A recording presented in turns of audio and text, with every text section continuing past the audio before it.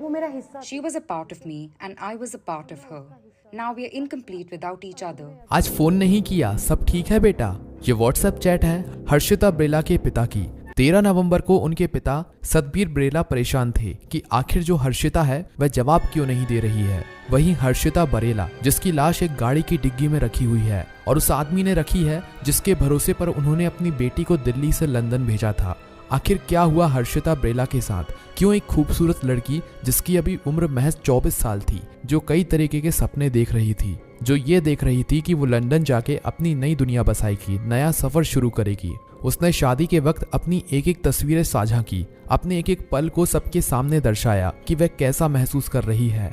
आखिरकार उसके साथ ऐसा क्यों हुआ? किस तरीके से पंकज लांबा जो हर्षित ब्रेला का पति है उसने इस तरीके से घिनौनी वारदात को अंजाम दिया? दरअसल हर्षिता ब्रेला दिल्ली के द्वारका की रहने वाली है। उनकी एक बड़ी बहन और माता पिता भी हैं। पिता पेशे से ड्राइवर हैं। द्वारका में घर है और यहीं पर उन्होंने अपनी दोनों बच्चियों को पाला पोसा, उनको पढ़ाया लिखाया। हर्षिता ने पढ़ाई दिल्ली यूनिवर्सिटी से की। इसके बाद उसने बीएड किया। उसकी बड़ी बहन की शादी हो गई थी और परिवार वालों ने हर्षिता के लिए भी लड़का देखना शुरू किया मैट्रिमोनियल के जरिए। और पंकज लांबा को परिवार वाले हर्षिता के लिए पसंद करते हैं। अब जब पंकज को पसंद कर लिया जाता है, बातचीत हो जाती है, तो शादी की तैयारी शुरू हो जाती है। जो पंकज है वो लंदन में रहता है और इसीलिए इन लोगों को सबसे पहले वीजा अप्लाई करना था ताकि हर्षिता वीजा अप्लाई करके बड़ी आसानी से जब शादी हो तब लंदन जा सके। तो इसीलिए यह एक बार नहीं बल्कि 2 बार शादी करते हैं। सबसे पहले ये लोग 2023 में कोर्ट मैरिज करते हैं और जब रजिस्ट्रेशन हो जाता है तब हर्षिता वीजा के लिए अप्लाई कर देती है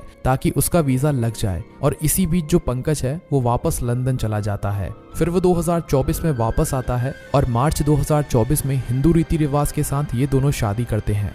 इस दौरान परिवार वाले बेहद खुश हैं। हर्षिता बेहद खुश है और इसके बाद 30 अप्रैल को ये लोग लंदन के लिए निकल जाते हैं। अब यहाँ से हर्षिता विदा होती है, सीधे लंदन पहुँचती है और अब अपने घर जाकर अपनी पति के साथ रहती है। बीच बीच में वो अपने माँ बाप से बात करती रहती है लेकिन फोन कट जाता और धीरे धीरे ये चीजें शुरू हो गई कि हर्षिता लगातार अपने पेरेंट्स से बात नहीं कर पाती। और एक बार वो अपनी बहन को बता देती है कि शायद जो पंकज है वह उसको ठीक से नहीं रख रहा, वो उसके साथ मारपीट करता है। और इस वारदात के होने से पहले हर्षिता ने अपने पति पर डोमेस्टिक वायलेंस का केस भी लगाया था क्योंकि उसने अपनी पत्नी को बेहद बुरी तरीके से मारा था। और इस चीज का गवाह एक पड़ोस में रहने वाली महिला बनती है जो पुलिस को बताती है कि हाँ, उन्होंने आवाजें सुनी थी कि इनके घर से एक महिला के रोने की आवाजें आई थी, चीखने चिल्लाने की आवाजें थी और लड़की रो रही थी।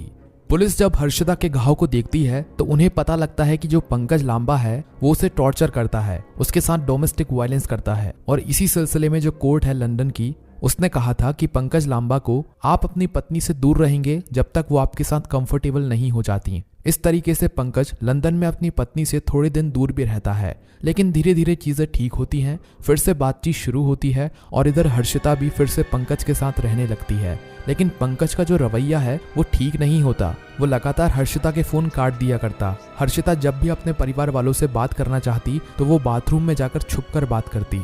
दरअसल 10 नवंबर को 40 मिनट जो हर्षिता है वह अपने परिवार वालों से वीडियो कॉल पर बात करती है और बड़ी खुश होती है और बोलती है पंकज घर आ रहा है और मैं उसके लिए कुछ पकौड़े और साग, कुछ ऐसी चीजें बना रही हूँ जो उसे बेहद पसंद है। अब इस पर उसकी बहन बोलती है कि तुम लोगों की तो लड़ाई हुई थी, वो तुझे मारता पीटता है, अगर ऐसा कुछ है तो वापस घर आ जा। वो बोलती है कि नहीं, सारी चीजें ठीक हैं दीदी। अब धीरे धीरे सिचुएशन सही हो रही है। अब 10 तारीख को पंकज घर आता है। 11 तारीख को कॉल करने की कोशिश की जाती है परिवार वालों की तरफ से हर्षिता को। हर्षिता फोन नहीं उठाती। परिवार वाले परेशान होते हैं कि अभी 10 तारीख को हमने वीडियो कॉल पर बात की, वो खुश थी, अचानक 11 तारीख को फोन क्यों नहीं उठा रही।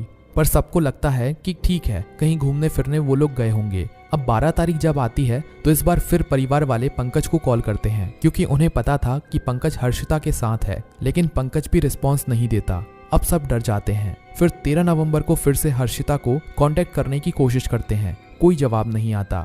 जो आपने मैसेज देखा कि क्या बात है बेटा, सब ठीक ठाक है, तुम ठीक तो हो, ये जो पिता एक मैसेज करते हैं व्हाट्सएप पर 13 नवंबर को किया जाता है। जब रिस्पॉन्स नहीं आता तो फिर हर्षित, जो पंकज के जानकार लंदन में रहते थे, उनसे बात करने की कोशिश की जाती है पर वो परिवार वालों की कोई मदद नहीं करते। अब ऐसे में जो हर्षिता के पिता थे उनका एक जानकार लंदन में रहता था। वो उसको कॉल करते हैं, उसके सामने रोते गिड़गिड़ाते हैं और उससे बोलते हैं कि मेरी मदद करो, मेरी बेटी रिस्पॉन्स नहीं दे रही, वहाँ आसपास कोई पुलिस स्टेशन है, वहाँ जाओ और वहाँ पुलिस वालों को बताओ कुछ अनहोनी हो गई है। मुझे डर लग रहा है कि आखिर मेरी बेटी क्यों गायब है और कहाँ चली गई है, वह किसी बात का जवाब क्यों नहीं दे रही है। फिर वो शख्स पुलिस स्टेशन पहुंचते हैं और पुलिस को बताते हैं कि हमारे गांव की लड़की है, दिल्ली से आई हुई है, वो अपने पति के साथ रहती थी, वो मिल नहीं रही। परिवार वाले कांटेक्ट करने की कोशिश कर रहे हैं पर हर्षिता का कुछ पता नहीं है।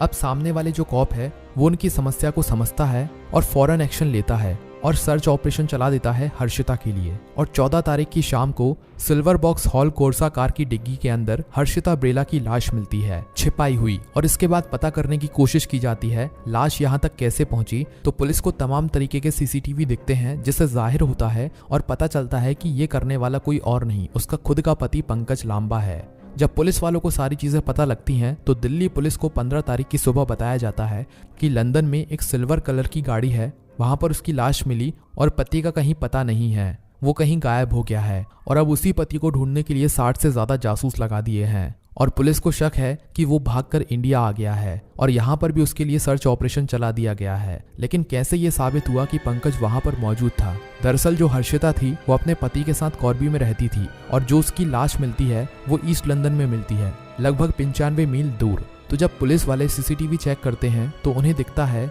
कि ईस्ट लंदन में गाड़ी जहां मौजूद है जिसमें लाश मिलती है उसी के पास एक सीसीटीवी मिलता है जिसमें दिख रहा है कि पंकज लांबा उस रोड से गुजर रहा है। फिर पुलिस का शक पक्का होता है कि हो ना हो इसने पहले अपनी बीवी का 10 तारीख को कत्ल कर दिया, जिस रोज इसके घर गया, गुस्से में था, इसने अपनी बीवी को मारा, लाश लेकर आया, डिग्गी में डाली और फिर वहां से लगभग 150 किलोमीटर का सफर तय करके कोरबी से ईस्ट लंदन आया और यहाँ पर इसने लाश को छोड़ा, गाड़ी छोड़ी और फिर वहां से फरार हुआ ताकि इसे कोई पकड़ ना पाए। और पुलिस अब तक उसे ढूंढ नहीं पाई है। जो हर्षिता ब्रेला की बहन है वह साफ तौर पर पंकज पर इल्जाम लगा रही है और उनका कहना यह भी है कि कई सारी चीजें धीरे धीरे करके पता लगी। दरअसल जो पंकज लांबा है उसने मेरी बहन को पूरे तरीके से तोड़ दिया था, वह मेरी बहन को मारता पीटता था। मैंने कई बार उससे बोला था कि वापस आ जाओ, पर वह बोलती थी कि दीदी हम मिलकर किसी तरीके से इस घर को संभाल लेंगे। हर्षिता ब्रेला की बहन ने कहा कि जब हमने मैट्रिमोनियल के जरिए इस लड़की के बारे में पता लगाया तो पता लगा था कि लंदन की एक कंपनी में एम्प्लॉय है,